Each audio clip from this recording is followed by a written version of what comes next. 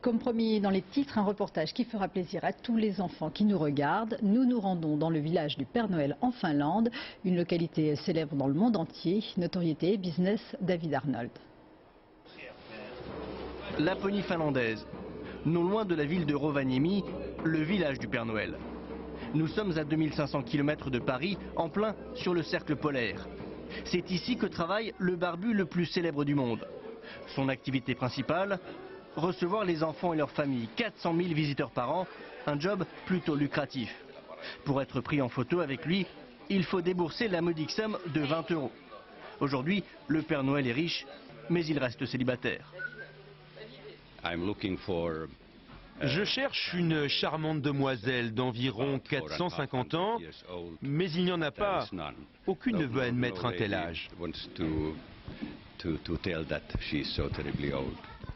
Le Père Noël a beau être généreux avec les enfants, il n'en perd pas moins le sens du commerce. 10 millions d'euros de chiffre d'affaires annuel. Au sein du village, de nombreuses maisonnettes en bois proposent moult souvenirs. Du husky en peluche aux chaussons lapons. Mais la maison principale, c'est la poste.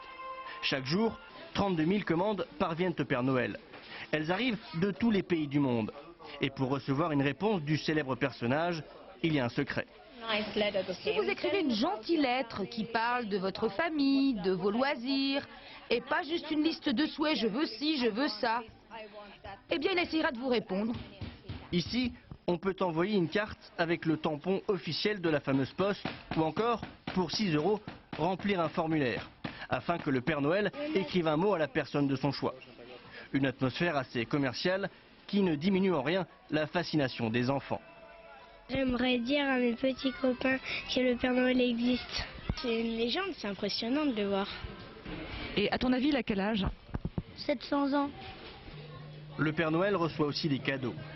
Les tout-petits lui offrent traditionnellement leur tétine, une manière de s'en débarrasser définitivement pour grandir un peu.